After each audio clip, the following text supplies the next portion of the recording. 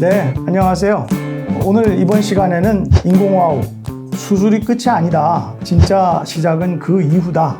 라는 주제로 좀 말씀을 드리려고 합니다. 제 소개를 먼저 드리면 저는 고려대학교 이비인후과의 임기정 교수입니다. 안녕하세요. 저는 우송대학교 언어치료청각재활학과의 탁평곤입니다. 네, 제가 오늘 이런 주제를 말씀드리는 거는 인공호흡 수술은 난청 환자들한테 정말 소리의 새 장을 열어주는 아주 놀라운 기회이면서 신통방통한 기계이거든요. 하지만 수술 자체가 청력 재활의 시작을 의미하지만 끝을 의미하지는 않거든요. 오히려 수술 후에 그렇게 꾸준한 관리와 재활이 이루어져야 성공적인 청취를 위한 진정한 시작이 된다고 여깁니다. 그래서 오늘 인공호흡 매핑 또 언어치료 이런 관련된 지식에 대해서 우리 탁평곤 교수님을 모시고 거기에 대해서 좀 자세히 들어보는 시간을 갖도록 하겠습니다. 인공호흡 이식이라는 거는 와우의 질환, 즉 달팽이관의 이상으로 완전히 난청, 고도 난청이죠. 전혀 못 듣는 그런 데프라고 얘기하는데 거기까지 간 그런 난청 환자들에게 잔존하는 청신경을 이 인공호흡이라는 신통방통한 기기로 자꾸 전기 자극을 해줘서 실제 귀, 뇌에서 들을 수 있게 해주는 그런 와우 이식기를 이식하는 그런 수술이 되겠습니다. 이거는 도청기를 사용해도 전혀 효과가 없는 그런 고도 난청 환자들에게 아주 유용하고요. 그리고 특히 소아에서의 와우 이식, 청력의 교육과 지능, 언어, 발달, 그리고 나중에는 사회 적응에까지 미치는 그런 것이기 때문에 너무너무 성인보다 또 중요성이 더욱 소아들에게 크다. 또한 언어 습득을 위해서는 이러한 조기 중재가 꼭 필요하다는 말씀을 드리려고 합니다. 자, 그러면 이제부터는 좀 탁평곤 교수님과 좀 한번 대담을 해볼 텐데요. 제가 좀 질문을 드리면 교수님께서 답변을 해주시는 그런 형식으로 할게요. 첫 번째는 환자들이 인공호흡 수술하고 나면은 어떤 기대를 하실지 그런 게 좀 궁금합니다. 네. 일단은 인공호흡 수술한 많은 분들이 수술만 하면 정말 잘 들릴 거라고 기대하시는 분들이 되게 많아요. 그런데 실제로는 기계적인 소리가 들리고 또 이를 두뇌가 의미 있는 소리로 이해하기까지는 상당히 많은 시간이 필요합니다. 따라서 수술 후에 최대한 재활한 다음에 결과를 기대하는 것이 좋을 것 같습니다. 네, 이제 환자들 스토리에 따라서 그런 결과가 좀 틀릴 걸로 생각이 되네요. 왜 인공호흡 수술만으로는 충분하지 않는가? 여기에 대해서 좀 자세히 설명을 해주세요. 일단은 인공호흡 수술이나 재활의 가장 큰 핵심은 적응이라고 볼 수가 있는데요. 네. 만약에 수술이 하드웨어 설치라고 한다면 매핑을 포함한 재활은 소프트웨어적인 학습이라고 볼 수가 있어요. 그래서 이 두 개가 함께 가야만 진정한 청취가 가능해지게 되는데요. 즉 인공호흡으로 듣는 소리는 우리 뇌에서 전혀 새로운 소리로 인식하기 때문에 이 소리를 인식해서 이해한다는 것은 정말 어려운 일입니다. 따라서 뇌가 새로운 소리에 적응할 수 있도록 시간도 필요하고 재활도 필요한 거예요. 네네. 보청기나 인공호흡이나 뇌가 적응하는데 새로운 그 소리로 새로운 말로 인식하는 데는 좀 시간이 걸리는 것 같습니다. 귀 수술도 그렇고 보청기도 그렇고 인공호흡도 그렇고 1년에 한번 꼭 치과에서 이빨 스케일링 하듯이 정기적으로 오셔서 청소도 하고 배터리 문제도 갈아보고 그다음에 이런 전극이나 이런 데 문제가 없는지도 보시고 또 귀 청소도 가능하면 또 하시고 그다음에 청력 검사도 만약에 필요하다면은 관련된 검사를 진행해서 또 확인해보고 이런 과정이 꼭 필요한 것 같습니다. 네, 그다음에 매핑도 있지만은 또 청력 재활, 이 언어 치료는 또 필요하다고 하는데 그 필요성에 대해서 좀 말씀해 주시죠. 네, 의사 선생님들이 인공호흡을 수술을 해서 소리를 잘 들을 수는 있거든요. 네. 그런데 소리를 뇌가 언어로 해석을 해서 듣고 이해하는 것은 정말 훈련이 따로 필요한 겁니다. 재활을 잘하면 일상 대화가 가능해지고 실패하면 이것을 단순 소음으로 인식하는 경우가 되게 많습니다. 네, 특히 지금 소아나 영아 같은 경우는 사실은 인공호흡에 대한 반응을 알아채기가 어렵기 때문에 네네. 이런 성능 치료가 꼭 같이 필요할 것 같습니다. 자, 그러면 본론적으로 들어가서 인공호흡 매핑이 뭔가? 이 매핑이라고 하면 참 어려운 것 같은데 이런 소리를 좀 뇌에 좀 연결해주는 어떤 정밀한 조율이라고 생각되는데 이런 매핑이라는 게 명확히 어떤 작업인지요? 네, 인공화호에서 일단은 전극을 통해서 전기 신호의 크기와 특성을 설정해 주는 작업이 매핑이라고 할 수 있는데요. 좀 더 쉽게 얘기하면 인공화호로 소리를 듣는 소리의 볼륨이나 톤을 잘 조절을 해서 이 뇌가 소리를 잘 이해할 수 있도록 돕는 과정이라고 볼 수가 있습니다. 그래서 말지각 능력을 향상시키고 또한 작은 소리에 대한 가청 능력을 향상시키고 또한 소리 크기에 대한 느낌을 우리 정상인과 같이 느끼도록 하는 것이 바로 매핑의 목표라고 할 수가 있습니다. 네. 또 어려운 말인데 매핑에서 T레벨, C레벨 이런 거 잡아준다는 얘기를 많이 듣는데 이 T레벨과 C레벨 무엇인지 좀 설명 잘해주세요. 일단은 매핑에서 정말 중요한 것은 T레벨이나 C레벨을 설정하는 거거든요. T레벨이라고 하는 것은 가장 작은 소리, 소프트한 소리를 얘기를 하는 거고 C레벨은 컴포터블 레벨한 소리, 편하게 듣는 소리를 측정하는 건데요. 이 T레벨은 사람이 가장 들을 수 있는 작은 소리 말하고 C레벨은 가장 듣기 편한 소리고요.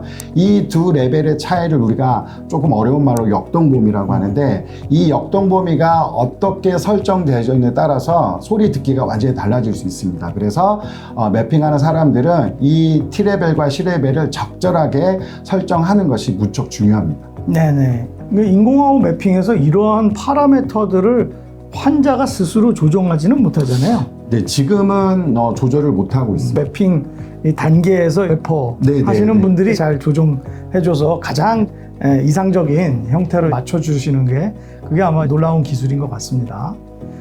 다음 질문은 소아와 성인에서의 매핑에 좀 차이점이 있을 텐데 그 좀 말씀을 좀 부탁드립니다. 일단은 매핑을 할 때 아까 말씀드렸던 그런 T레벨, C레벨이라고 하는 것은 사실은 사람들이 소리가 들리기 시작한다 아니면 소리가 진짜 편하다 이렇게 말을 해줘야 되는데 영유아들은 그게 되게 어렵잖아요. 그래서 우리가 소리를 주고 아동들이 어떻게 행동을 하는지 관찰을 하거나 아니면 달팽이관 뒤쪽에 있는 청신경에 자극을 주면 반응을 하게 되는 거예요. 그래서 이런 청신경 반응을 통해서 T레벨이나 C레벨을 설정을 해줄 수가 있습니다. 하지만 성인 같은 경우는 자기 소리를 듣고 주관적으로 소리가 작다, 소리가 크다 피드백을 줄 수 있기 때문에 아무래도 아동보다는 좀 더 섬세하게 조절을 할 수 있다는 장점이 있고요. 또 셋째, 아동들은 집중력의 차이가 정말 크게 나타나는 경우가 많습니다. 왜냐하면 매핑하는 30분에서 1시간 동안에 아동들이 그 매핑에 집중하는 경우가 없거든요. 그렇기 때문에 이런 경우는 부모의 도움을 받아야만 매핑을 하는 경우가 있고 그 다음에 성인들 같은 경우는 T레벨, C레벨은 설정도 중요하지만 이 사람들이 생활에서 겪고 있는 어려움들을 호소하는 경우가 정말 많기 때문에 충분한 시간을 가지고 이들의 이야기를 경청해 준 다음에 매핑에서 내가 어떤 부분을 조절을 해주는 것이 이들의 문제를 해결할 수 있는지 이런 트러블 슈팅이 되게 중요한 것이고요. 네, 성인들은 자기 의견이 있으니까 네. 거기에 맞춰서 좀 매핑을 조정해 줄 수가 있는데 또 이제 아이들은 그게 안 되기 때문에 좀 객관적으로 이게 평가하거나 또 자주 체크업하는 수밖에 없을 것 같고 이런 거에 또 문제가 있을 것 같네요. 네. 그리고 인공화호 매핑을 했을 때 좀 실패하는 경우가 있는데 이런 경우가 어떤지 또 거기에 나타나는 문제점은 어떤지 궁금해요.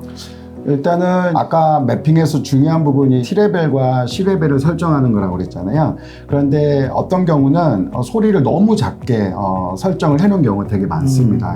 그렇게 되면 수술을 해서 소리는 겨우 들어가지만 소리를 듣고 이해하는 데는 되게 부족함이 있을 수가 있는 거거든요. 그래서 소리가 만약에 너무 작으면 수술을 한 후 1, 2년이 지나도 소리가 있는지 없는지조차도 어려운 경우가 되게 많습니다. 그러다 보면 시간이 지나더라도 언어 발달이 향상되지 않는 경우가 되게 많고요. 또한 이와 반대로 소리가 너무 크면 머리가 아프다고 호소하는 경우가 되게 많거든요. 그리고 너무 피곤해서 어음처리기 착용을 거부하는 경우가 되게 많습니다. 네, 아이고 수술을 아무리 잘해가지고 좋은 기기를 끼면 뭐합니까? 기기 세팅이나 이 조정을 잘 못했는데 이 기계가 어떻게 잘 작동하겠어요? 그러면은 정말 우리가 수술에도 엄청 신경을 쓰지만은 또 이 경험 있는 실력 있는 인공화호 매핑 선생님들이 또 많아지시고 또 훈련이 되셔야 인공화호가 골고루 발달해서 우리 환자분들한테 도움을 줄 수 있을 것 같습니다. 네, 맞습니다. 네, 이렇게 참 좋은 매핑이 인공화호의 좋은 결과를 만들어 드린다고 제가 말씀드렸고, 그래서 인공화호 수술을 완전 성공시키려고 완성한다고 한다면 그러면은 이런 좋은 매핑, 좋은 언어 치료가 사실은 있어야 된다고 생각을 합니다. 그러면 매핑이 수술 성과에 어떤 영향을 미치는지요? 현재 제가 보기에 인공화호 수술은 정말 우리 의사 선생님들이 되게 잘 하시는 것 같아요. 아까 교수님께서 말씀하신 것처럼 인공화호 수술은 내부 기계를 달팽이관에다가 삽입하는 행위를 수술이라고 한다면, 만약에 수술이 잘 안 되면 매핑을 아무리 잘한데도 문제가 해결할 수가 없지만 현재 우리나라는 이런 문제들은 많이 해결됐다고 보고요. 그런데 우리가 이후에 매핑을 통해서 정말 잘해야만 의미 있는 청취가 가능해지는 거거든요. 그렇기 때문에 정기적인 매핑이 정말 중요하다고 할 수가 있겠습니다.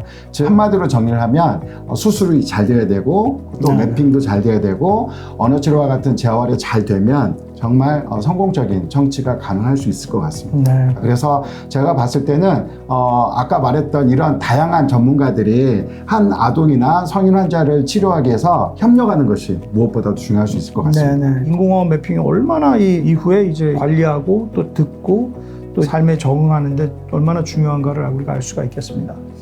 그러면 이런 부분에 있어서 환자도 답답하지만 이제 보호자분이 어떤 역할로 아동에게 해야 될지 그런 걸 좀 한번 조언을 부탁드립니다. 네, 일단은 부모님들은 언어치료사나 저와 같이 매핑하는 사람들에게 아동의 상태에 대해서 정말 적극적으로 피드백을 제공해주고 또 매핑 일정에 꾸준하게 참석을 해주는 것이 정말 중요합니다. 대부분의 아동들 같은 경우는 매핑 일정에 거의 빠지지 않고 참여를 하시는 분들이 있는데, 성인들 같은 경우는 시간을 기억을 못해서 빠지는 경우가 많은데, 일단은 꾸준히 아동을 참여하는 게 되게 중요한 거고요.